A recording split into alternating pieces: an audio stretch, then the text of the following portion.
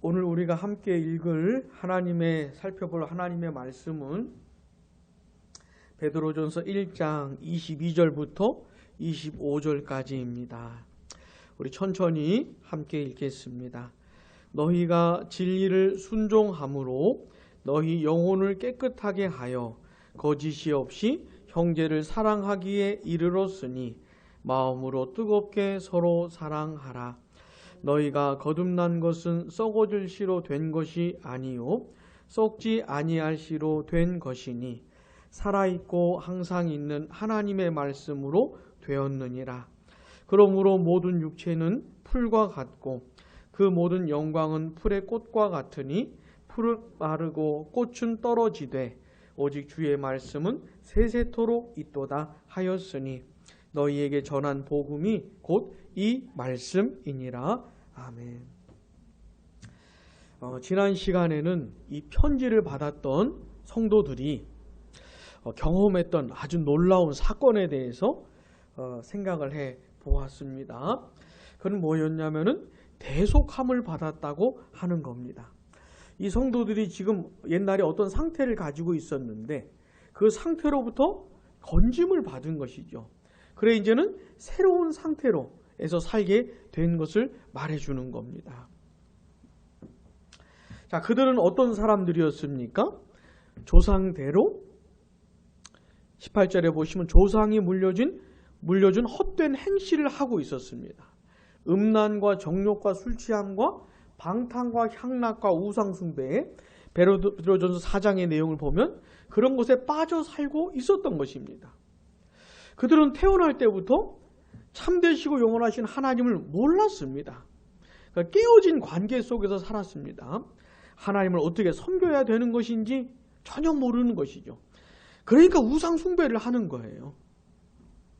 그리고 그 깨어진 관계로부터 음란과 정욕과 술 취함과 방탕과 향락이 흘러나오는 것이고 그런 걸 즐기는 것이고 거기에 빠져 살았던 것이죠. 그랬던 그들은요, 행한 대로 행위대로 심판하시는 하나님의 심판 아래 있었던 겁니다. 그들은 그렇게 살았기 때문에 그래 살면서 하나님 앞에서 얼마나 많은 죄를 지었겠습니까? 그대로 다 심판을 받아야 했던 것입니다. 공의로우신 하나님의 이 심판의 대상들이었던 것이죠. 자, 그런데 그런 상태에 있었던 그들이 건짐을 받은 겁니다. 어떻게요? 그 심판을 우리 예수님이 대신 받으시는 방식으로. 예수님의 그 보배로운 피로 됐다고 하는데 그 말은 예수님의 그 십자가 사건을 말하는 겁니다. 예수님은 괜히 피 흘려 죽으신 것이 아니고 이 죄인들이 받아야 될 심판을 대신 받은 겁니다. 하나님의 심판과 저주와 영원한 형벌을 예수님이 고스란히 다 받으신 것이죠. 그렇게 피 흘려 죽으신 겁니다. 그 예수님의 보배로운 피로 그들이 대속함을 입게 된 것입니다. 그러니 그 예수님이 얼마나 감사하고 얼마나 존귀하게 다가오겠습니까?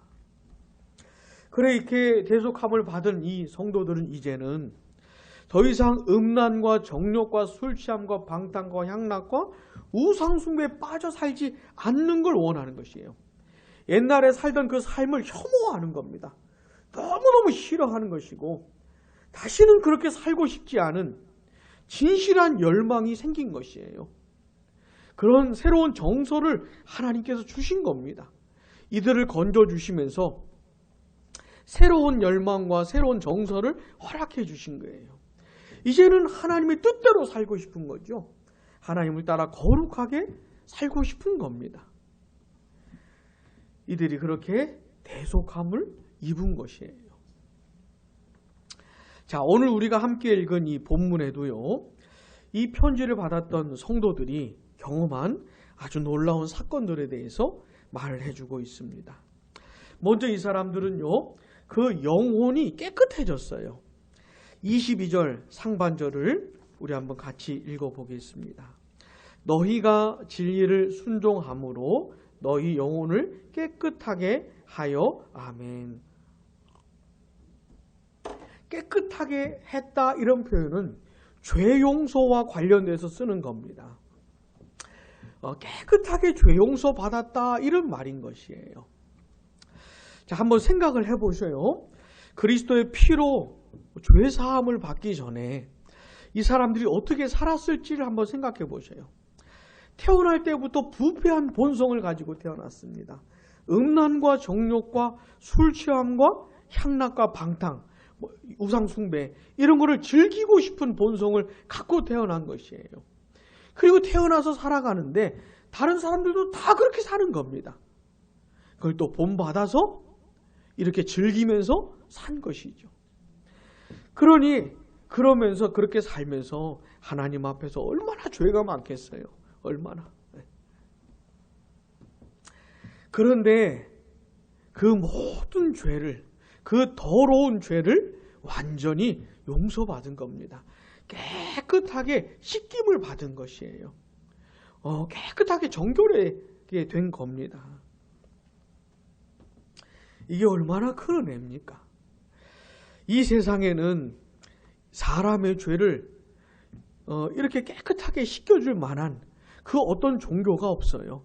그 어떤 철학도 사상도 어떤 사람도 없습니다.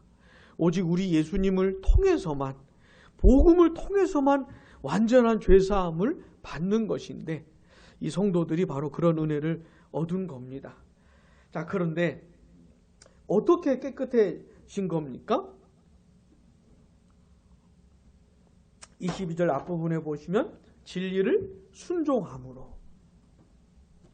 이들이 진리를 순종하여서, 순종하게 되어서 이렇게 깨끗함을 입었다는 겁니다. 여기서 말하는 진리가 뭐냐면 아까 처음 시작할 때 말씀드렸던 그런 내용을 말하는 거예요. 이 진리에 속한 최소한의 내용들이 뭐냐면 이런 겁니다. 음란과 정욕과 술 취함과 방탕과 향락과 우상 숭배. 이들이 그렇게 태어날 때부터 악한 본성을 가지고 태어나서 그렇게 살았다는 겁니다. 이게 진리예요. 그러니까 이 사람들이 정결하게 산 사람들이 아닙니다. 하나님 앞에서 부패한 죄인들로 산 것이에요. 게다가 행한 대로 갚으시는 하나님의 심판의 대상들인 겁니다. 이런 게 이 진리에 속한 내용들인 것이에요. 자, 그런데 그런 그 죄인들을 대신해서 예수님이 심판을 받으셨다. 예수님이 저주를 받으시고 벌을 대신 받으셨다. 그 예수님을 통해서 죄사함의 길이 있고 깨끗하게 되는 길이 있고 대속함을 얻는 길이 있다. 그러니 진실로 회개하고 예수 그리스도를 믿어 구원을 받으라. 이런 게 여기에 나오는 진리의 최소한의 내용들인 겁니다. 자, 이 성도들은 그 진리를 들었어요. 진리를 통해서 자기 자신이 어떤 사람들인지를 진짜 알게 된 겁니다. 하나님 앞에서 얼마나 비참한 죄인들인지, 자기가 이제까지 살아온 그 삶이 하나님의 심판을 초래하는 영원히 멸망당에 마땅한 죄인들이라는 것을 진짜 알게 된 것이에요. 그러면서 하나님 앞에서 회개하면서 대신 심판받으신 그 예수님을 자기의 구주로 모신 것입니다. 그렇게 진리를 순종했던 것이에요. 그렇게. 그래서 완전히 죄사함을 받게 된 겁니다. 자, 또요. 이 사람들은 거듭나는 경험을 했습니다. 거듭나는. 본문 23절 앞부분 보이시면 너희가 거듭난 것은 아멘. 너희가 거듭났다 이렇게 말씀하는 거예요. 자, 이 거듭나는 게 뭐냐면 하나님께서 죽은 영혼을 살리시는 걸 말하는 겁니다. 새 생명을 주시는 걸 말해요. 자, 이 성도들은 본래 하나님과 끼어진 관계 속에 있었습니다. 그래 하나님 몰랐어요. 사랑하지 않았습니다. 사랑하고 싶지도 않았어요. 하나님께 나아가고 싶지도 않았어요. 왜냐하면 깨어졌기 때문에, 영적으로 죽어 있기 때문에 뭔가 살아있는 반응을 할 수가 없었던 겁니다. 근데 하나님께서 이 죄인들을 하나님께서 살려주신 것이에요. 이들의 영혼을 소생시켜 주신 겁니다. 생명을 주신 거예요. 그래서 하나님 앞에서 살아있는 반응을 보일 수가 있었던 겁니다. 거듭났기 때문에. 자, 하나님께서 이 사람들을 살려주셨기 때문에 이제 자기들이 하나님 앞에서 어떤 상태에 있는지를 발견하게 된 겁니다. 하나님 앞에서 자신들이 죄인이라 말하고 지은 죄가 많다고 해봤자 이게 무슨 말인지 못 알아들었었는데, 하나님께서 이 영혼들을 살려주시니까 이제 진리의 내용이 들리는 겁니다. 알게 되는 것이에요. 그러면서 진실로 회개하고 십자가에 피 흘려 죽으신 예수 그리스도를 믿을 수 있는 그런 반응을 보이게 된 겁니다.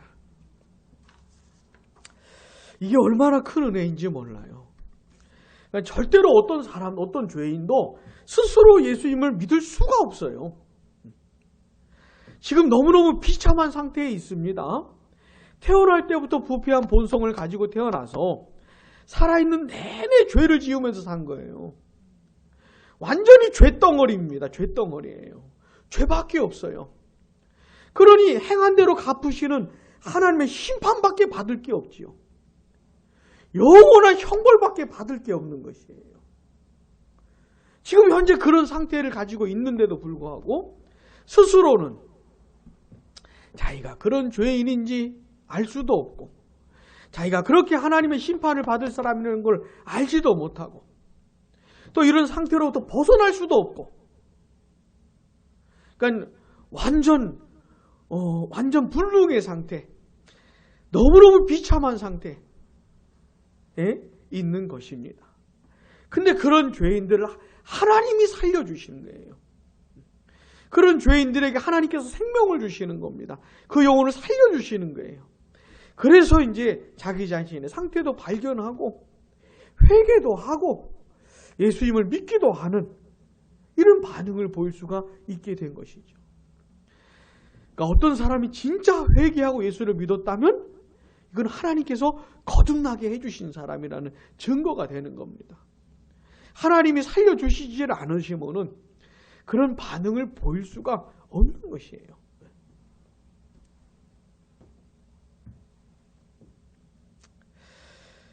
자, 그런데 무엇으로 그들이 그렇게 거듭났다고 하는 거냐면, 본문 23절 다시 한번 보시면요, 너희가 거듭난 것은 썩어질 씨로 된 것이 아니요. 이 씨는 진짜 땅에 뿌리는 씨를 말하는 겁니다. 그 씨를 말하는 것인데 그게 아니고, 그 다음 같이요, 썩지 아니할 씨로 된 것이니 살아있고 항상 있는 하나님의 말씀으로 되었느니라. 아멘. 자, 무엇으로 거듭났다는 겁니까? 하나님의 말씀으로 거듭났다는 것이에요. 이 성도들이 거듭나는 일에 하나님의 말씀이 사용된 것을 말해주고 있는 것이죠. 자, 그런데 그 하나님의 말씀에 가지고 있는 특징이 뭐냐면 살아있고 항상 있는 말씀이라는 겁니다. 그러니까 생명력이 있고 영원한 하나님의 말씀이라는 것이에요. 생명력이 있습니다. 죄인들을 살릴 수 있는 생명력이 있어요. 하나님의 말씀은. 그리고 영원한 말씀입니다. 조금 있다가 사라지는 것이 아니고, 조금 죄인들에게 역사하다가 그 다음 시들어지는 것이 아니고, 영원한 하나님의 말씀이어서 죄인들을 살리는데 영원한 효력을 가진 그런 하나님의 말씀이라고 하는 것이에요. 그러면서 사도 베드로는 이 하나님의 생명력 있고 영원한 이 특징을 설명하면서 이사야서의 말씀을 인용을 합니다. 본문 24절, 25절 상반절까지 읽어보시면, 그러므로 모든 육체는 풀과 같고 그 모든 영광은 풀의 꽃과 같으니 풀은 마르고 꽃은 떨어지되 오직 주의 말씀은 세세토록 있도다 하였으니 아멘. 모든 육체가 가지고 있는 그 영광과 아름다움은 별거 아니라는 것이에요. 굉장히 아름다운 그것이라 할지라도 이제 봄철이 봄이 오지 않겠습니까? 그죠? 봄이 과연 올까 싶기도 하겠지만 봄은 오겠죠. 봄이 오면 아름다운 꽃들이 많이 피는데 그 중에 하나가 목련인가요? 벚꽃 말고 목련, 그게 목련이죠. 목련이 활짝 필 때는 얼마나 아름답습니까? 근데 금방 떨어져 버리잖아요. 또 떨어지고 나면 또 얼마나 지저분합니까? 그렇다는 것이에요. 모든 육체의 영광과 아름다움이 오래 못 간다 이 말입니다. 다 시들어지고 말라가고 한다는 것이죠. 얼마나 아름다웠었는지 이제는 찾아볼 수 없을 정도로 된다는 겁니다. 그런데 그런 것과는 전혀 다르게 하나님의 말씀은 영원토록 있다라고 하는 것이죠. 자, 지금 사도 베드로가 이사야서 40장의 말씀을 인용하는데 이 배경이 뭐냐면 이런 거예요. 이제 이스라엘 백성들이 멸망을 당했습니다. 그 사람들이 왜 이방 나라에게 멸망을 당했는데 왜 그랬냐면은 하나님 앞에서 죄를 짓는 거예요. 하나님을 버리고 우상 숭배하고 하나님의 말씀을 우습게 생각하고 지들 멋대로 산 겁니다. 자기들 마음대로. 근데 하나님께서는 오래 참아주시는 분이시기 때문에 계속해서 선지자들을 보내셨지만 그 선지자들을 계속 거부하면서 계속 가는 거예요. 막다른 길로 계속 가는 겁니다. 그래서 드디어 멸망을 당하고 만 것이죠. 멸망을 당해서 그렇게 비참한 세월을 보내긴 했지만 이제 드디어 때가 되어서 하나님께서 그 이스라엘 자기 백성들을 구원해 주시려고 하는 거예요. 그러면서 하나님께서 이제 내가 너희들을 구원하겠다. 이런 말씀을 선지자를 통해서 이제 들려주시는 겁니다. 그러면서 그 하나님의 말씀의 내용이 뭐냐면 이제 하나님께서 자기 백성을 구원해 주시겠다. 그러니까 그 구원자 하나님을 바라봐라. 이 내용인 것이에요. 영원한 하나님의 말씀의 내용이 바로 그것이었어요. 하나님이 이제 너희들을 구원해 주실 것이다. 그러니까 하나님을 쳐다봐라. 하나님께 주목해라. 하나님을 바라봐라.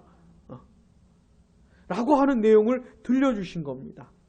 이 하나님의 말씀이 영원히 설 것이라고 하는 것이죠.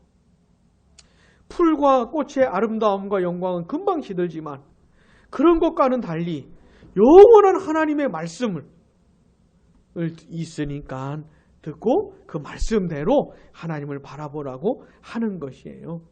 자, 그런 배경을 갖고 있는 말씀을 베드로가 인용을 하면서 하나님의 말씀의 특징에 대해서 말해주는 겁니다. 뭐라고요? 생명력이 있고 영원한 것입니다. 자, 이 세상 모든 것은 영원하지 않습니다. 영원하지 않아요. 조금 다른 얘기인 것 같지만 코로나19도 영원하지 않습니다. 영원하지 않아요. 이 세상에 있는 것들 중에서 아무리 찬란하고 탁월해 보인다 할지라도 영원하지 않습니다. 그래서 그런 것들에게는 그게 사람이든 돈이든 물건이든 뭐든 간에 그런 것들에게는 우리의 믿음과 소망을 둘 수가 없어요. 영원하지는 않기 때문에. 영원히 존재하는 것이 아니기 때문에 나의 믿음과 소망을 둘 수가 없어요. 나의 영원한 세월을 거기다 맡길 수가 없어요. 다 사라지는 것들이기 때문에. 근데 그런 것들과는 달리 어떻게 하나님의 말씀은 영원한 것입니다. 영원히 생명력을 갖고 있고 효력을 갖고 있는 것이에요. 그래서 이 하나님의 말씀에 내 믿음과 소망을 둘 수 있고 하나님의 말씀을 붙들 수가 있는 것입니다. 오직 하나님의 말씀만 영원한 것이에요. 자, 그러면서 사도 베드로가 하는 말은 25절 하반절 우리 한번 권사님이 한번 읽어보세요. 너희에게 시작. 아멘. 너희에게 전한 복음이 곧 이 말씀이니라. 베드로가 이 성도들에게 전했던 말씀이 있잖아요. 그 말씀의 최소한의 내용이 뭐라고요?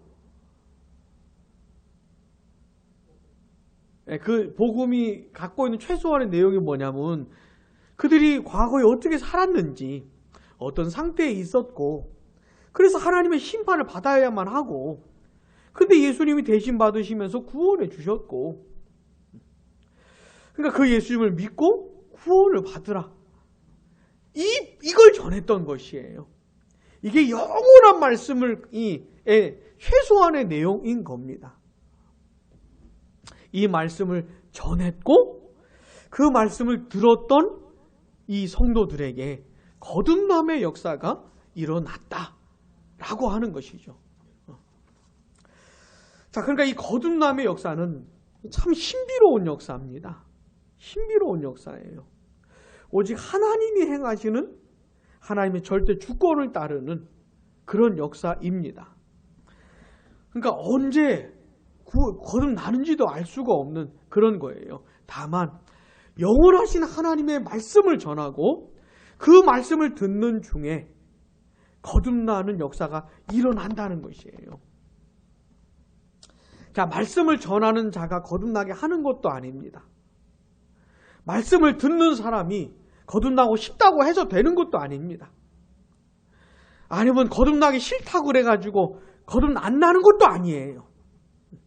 이건 하나님의 불가항력적인 은혜로, 거역할 수 없는 그 은혜로, 전능하신 하나님의 능력으로 일어나는 역사입니다.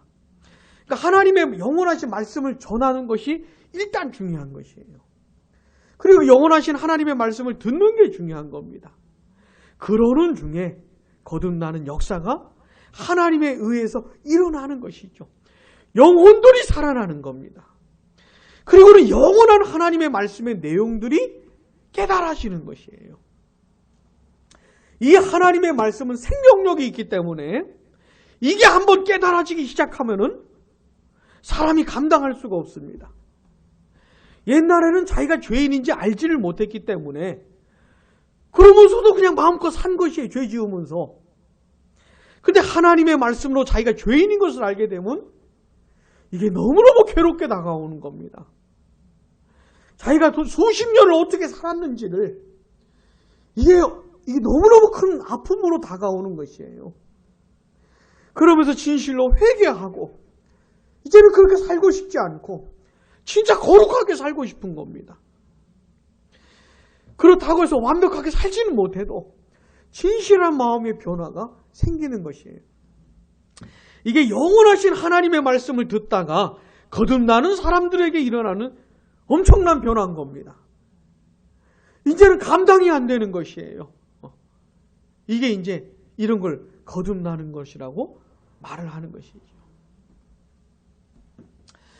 자, 모든 기독교의 역사에 있어서 이 영원하신 하나님의 말씀을 전하고 듣는 것이 굉장히 중요합니다.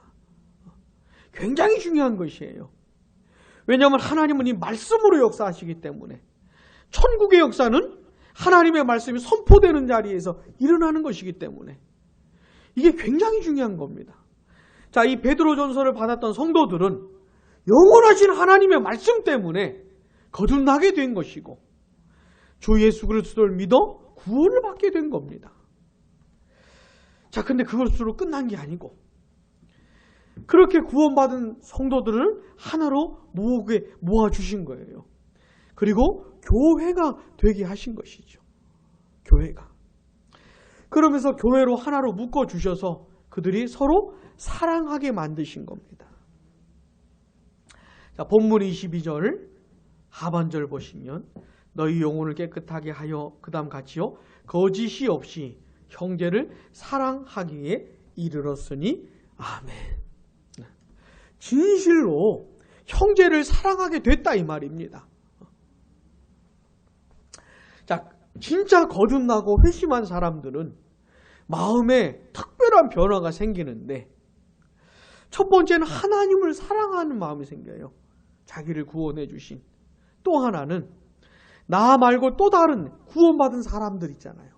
거듭나고 회심한 다른 그리스도인들을 사랑하는 마음이 생깁니다.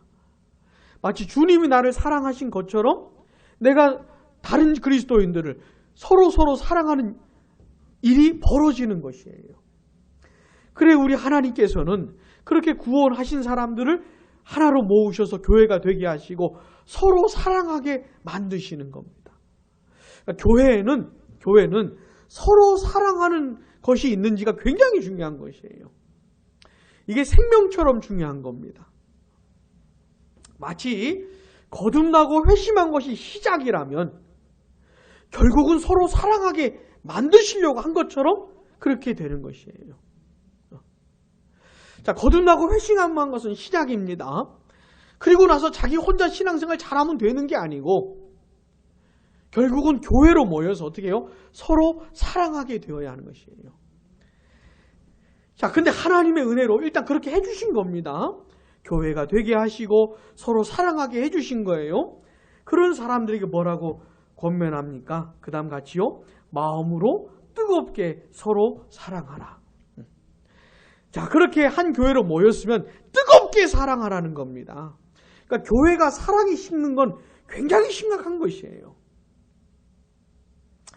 적당히 사랑하는 건 없습니다. 건성으로 사랑해도 안 되고 마음으로 진심으로 뜨겁게 사랑하라는 것이에요. 자, 우리 주일에 소아시아 7교회 살펴보고 있는데 에베소 교회가 책망받은 부분이 뭐였죠? 첫사랑을 잃어버린 겁니다. 그 사랑에는 서로 사랑하는 것이 식어버린 것을 포함되어 있는 것이에요. 자, 성도들이 서로 사랑하는 것을 잃어버린 교회는 우리 주님이 책망하시는 교회입니다. 촛대를 옮기실 그런 교회인 것이에요. 그 사랑을 잃어버린 교회는 주님이 촛대를 옮기시겠다고 하는 그런 교회인 겁니다. 그러니까 이게 굉장히 중요한 것이에요. 뜨겁게 마음으로 사랑해라 라고 하는 것입니다. 자, 오늘 우리는 이 편지를 받은 성도들이 경험했던 놀라운 일들을 살펴보았습니다. 근데 이거는 지금도 우리들에게 고스란히 적용이 되는 내용들인 겁니다. 자, 우리가 양무리 교회로 이렇게 모이게 되기까지 어떤 일들이 있었는가 하면 이 영원한 말씀을 들려주신 겁니다. 영원한 하나님의 말씀을 들을 수 있게 해주신 것이죠. 그러면서 이것을 듣는 중에 거듭나게 해주시고 나를 살려주셔서 이 하나님의 말씀의 내용이 뭔지 깨닫게 된 겁니다. 옛날에는 나 잘난 맛에 살았는데 옛날에는 내 멋대로 살았는데 그런 게 아니고 내가 하나님 앞에서 어떤 상태에 있는지 예수님 나를 구원하기 위해서 무엇을 하셨는지 이런 것들이 이제 생생하게 다가오게 되었던 것이에요. 그러면서 거듭나고 회심하고 그리고는 양무리 교회로 모이게 된 겁니다. 자, 우리 교회에서 제일 중요한 일이 뭐냐면 말씀을 전하는 겁니다. 영원한 하나님의 말씀을 전하는 것이에요. 근데 전하고 들을 때 그냥 그러면 되는 게 아니고 하나님의 말씀이 갖고 있는 특징을 잊으면 안 됩니다. 이게 쓸데없는 짓을 하는 게 아니에요. 이건 영원한 하나님의 말씀입니다. 죄인들을 살릴 수 있는 영원한 효력을 가지고 있는 것이에요. 죄인들이 구원을 받고 구원받은 사람들이 죽을 때까지 뜨겁게 하나님을 사랑하고 이 광야 같은 세상 믿음으로 하나님 앞에서 살고 그렇게 성도답게 살게 하는 일에 영원한 효력을 가진 것이 하나님의 말씀입니다. 생명력이 있어서 하나님께서 이 말씀으로 사람들을 살리시고 힘을 주시고 강건케 하시는 것이에요. 그래서 우리 양무리교에서 가장 중요한 건 뭐냐면 하나님의 말씀을 전하고 듣는 것입니다. 그런 시간을 가질 때 하나님의 큰 은혜를 구해 주시기를 바랍니다. 이게 절대로 사람으로 되는 것이 아니기 때문에 하나님의 크신 은혜가 있어서 그 은혜로 우리 사랑하는 양무리교회 성도들이 하나님의 말씀의 권능을 경험하는, 이 영광을 경험하게 되는 그런 일들이 있기를 바랍니다. 그리고 우리 양무리교회에 나오기는 하지만 아직 거듭나지 않은 사람들은 아무것도 시작이 안 된 사람들이에요. 그러니까 신앙 자체가 없는 사람들입니다. 이 거듭나는 것부터 시작을 하는 것이거든요. 그러니까 거듭나지 않은 사람들이 얼마든지 우리 양무리 교회 안에 있을 수 있다는 사실을 잊으시면 안 되고, 또 거듭나지 않은 사람들이 계속 우리 교회에 와야 되고, 그러면서 하나님의 말씀을 듣는 중에 성령의 역사로 거듭나는 역사가 있어야 되는 겁니다.